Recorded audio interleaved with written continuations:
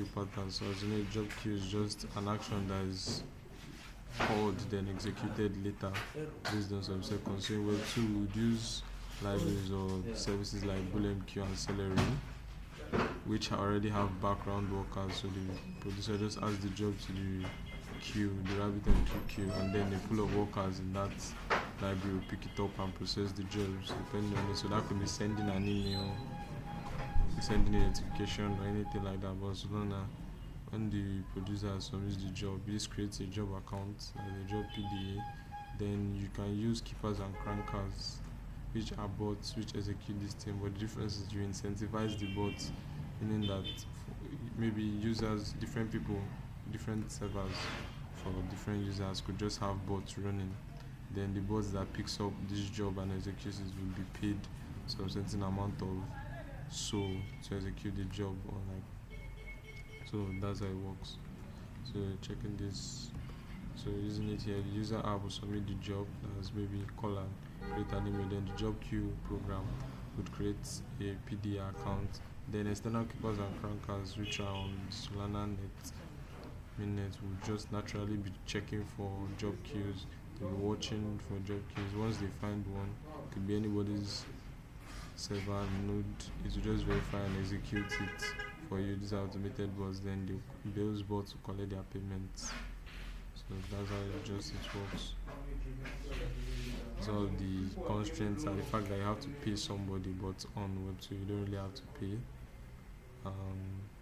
Each job presents exactly what, so you can't do it. Once it corrupts, it means it won't work again. And there are resource limits, meaning sometimes depending on the complexity of the tabs, it might take some time because they'll split it instead of performing it once because of Solana's compute budget size. But the trade-off is that you are sure that it will definitely happen because there's no retry logic on L1, so it will definitely happen. This requires heavy computation, while this one is based on the CU budget of the transaction, so it's more efficient.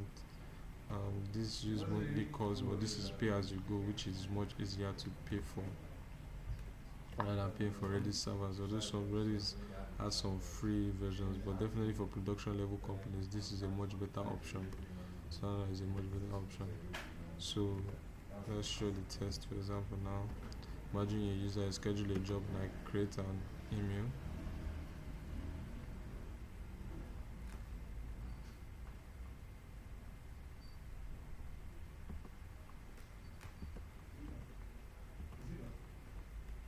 Scheduling a job. Now the job has been scheduled. Now bots, creepers and crankers on different networks will be checking as I put the log here so you can understand what goes on in the Solana DevNet. There's one pending job right now.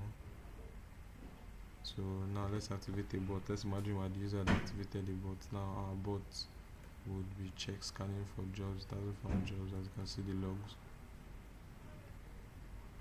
Doesn't find jobs yet. It's just be scanning. Now it's found one job, and now it wants to execute it. So our bot wants to execute it. Imagine what the other user on the other end. Now our job has found one and wants to execute it. So let's pick up the transaction. Once we confirm it, the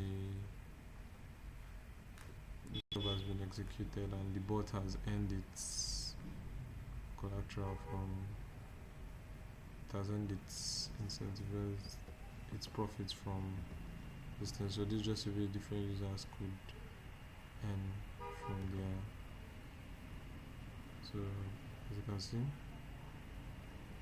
so yeah, you can see we got our this thing back since we are the one that initialized it.